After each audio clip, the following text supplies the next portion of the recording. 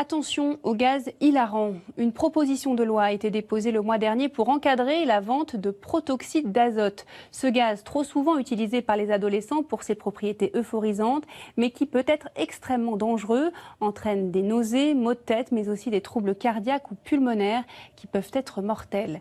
Reportage Pascal Largeron, Victor Bastard et Sophie Merle. La Croix-sur-Meuse, un petit village de 700 habitants près de Verdun. Ce 5 mai 2018, Nadine et Daniel Grosdidier viennent d'atterrir au Baléares sur leur lieu de vacances. Ils préviennent Johan, leur fils de 19 ans, resté à la maison. On lui envoie un message comme quoi on est arrivé, quoi. Et donc lui, il nous répond, on dit ouais, bah c'est bien, on est arrivé. Il était à peu près 21h. Et après, on n'a plus de nouvelles. 1 heure plus tard, le téléphone sonne, c'est la gendarmerie. Johan faisait une petite fête à la maison et il est décédé d'un arrêt cardiaque. Alors, ils ne nous en disent pas plus, donc ni une ni deux, on reprend l'avion pour repartir tout de suite. Et dans l'après-midi, donc à 14h30, on arrive à la gendarmerie et c'est de là qui nous disent vous connaissez ce produit, en nous montrant la bombe, ça vient de chez vous. Je dis non, ça vient pas, on ne connaît pas, ça vient pas de chez nous. Alors Johan est décédé à cause de ça, donc avec des ballons de baudruche, ils inhalaient ce produit. Voilà, et à une demi-heure d'intervalle, donc il l'a fait 2 fois, et c'est la 2e fois qu'il est décédé. Dans la bombe que l'étudiant en BTS inhale ce soir-là, c'est du protoxyde d'azote. Les analyses révéleront qu'il n'y avait rien du tout, hein. Pas alcool, pas de drogue, il n'y avait rien, il n'y avait vraiment rien. C'est bien dû à ce produit. C'est bien dû à ce produit-là. Nadine et Daniel apprendront alors que Johan s'adonne à cette pratique en secret depuis 3 mois. C'est un copain à Johan de son lycée, en classe, qui leur a montré ça une fois. Ils avaient vu un tuto sur YouTube. Après, nous, on l'avait averti les dangers de la drogue, de l'alcool, même le tabac, tout ça. Bon. Après, mais là, à un moment donné...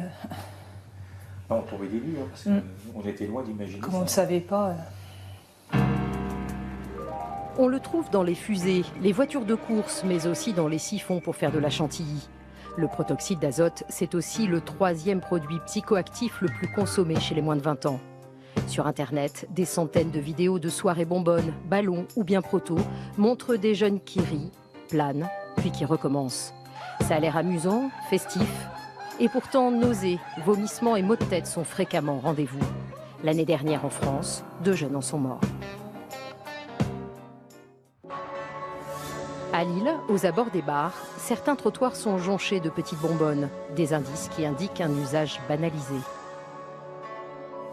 Je sais pas, c'est un de mes potes à l'internat, il m'a dit ouais, t'as déjà essayé le proto? Je fais bah non. Je lui ai demandé ce que c'était, il m'a fait ouais, ça fait tourner la tête, ça fait des effets euphorisants pendant une trentaine de secondes. Du coup j'ai essayé et voilà. Ouais, j'ai essayé une fois, j'ai pas kiffé la première fois, ça m'a fait tourner la tête. 2e fois j'ai réessayé et dans l'euphorie du moment, j'ai kiffé avec tout le monde, ça m'a fait exploser de rire, voilà. Et pour s'en procurer, rien de plus simple. Il suffit d'aller en grande surface. Dans les rayons, on en trouve facilement. Ces bonbonnes sont vendues en toute légalité. Seulement une fois arrivé à la caisse... C'est 1 par personne? Pourquoi?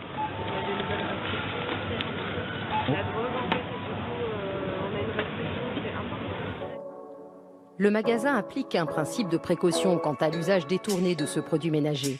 Mais dans certaines épiceries de quartier, on assume carrément. Et on fournit même tous les outils nécessaires pour se mettre la tête à l'envers. Je vais brancher les cartouches de gaz, s'il vous plaît. Et je sais pas s'ils font un autre truc en plus, ça marche comment Avec machine. La machine, j'en prends une. Quand tu achètes la machine, je te donne. Oh, ok. Pour une machine achetée, les ballons sont offerts. Pour à peine une dizaine d'euros, nous repartons équipés. Dans une autre échoppe, le commerçant nous indique d'emblée le mode d'emploi.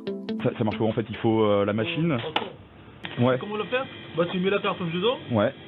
Tu mets le ballon ici. À quelques mètres de là, nous croisons 2 ados qui s'amusent avec des ballons. Ils ne se cachent même pas.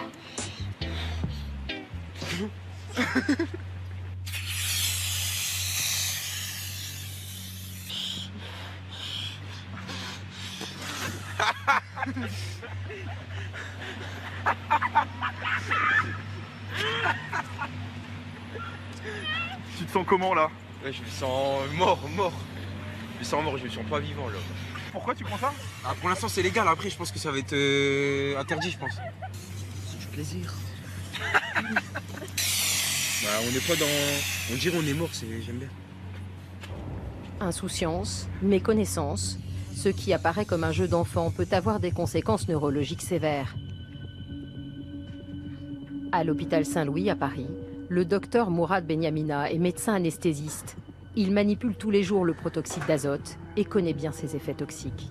Le protoxyde d'azote inhibe une vitamine qui est connue, c'est la vitamine B12, et qui est essentielle à une innervation normale. Et si vous en prenez beaucoup, des conditions de prise toxique, qui est multipliée dans la journée ou dans la semaine ou dans les mois, eh bien, ça entraîne des lésions cérébrales qui peuvent être définitives.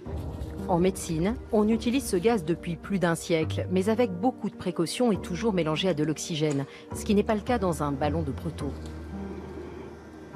Le problème, c'est qu'il est utilisé pur. L'effet étant très court, il est renouvelé plusieurs fois pour essayer de cumuler cet effet. Plus vous renouvelez cet effet, plus vous renouvelez le risque de toxicité. Un projet de loi a été déposé le mois dernier pour encadrer sa vente et renforcer des actions de prévention. En attendant, le protoxyde d'azote est vendu librement. Il n'est classé ni comme stupéfiant, ni comme substance vénéneuse.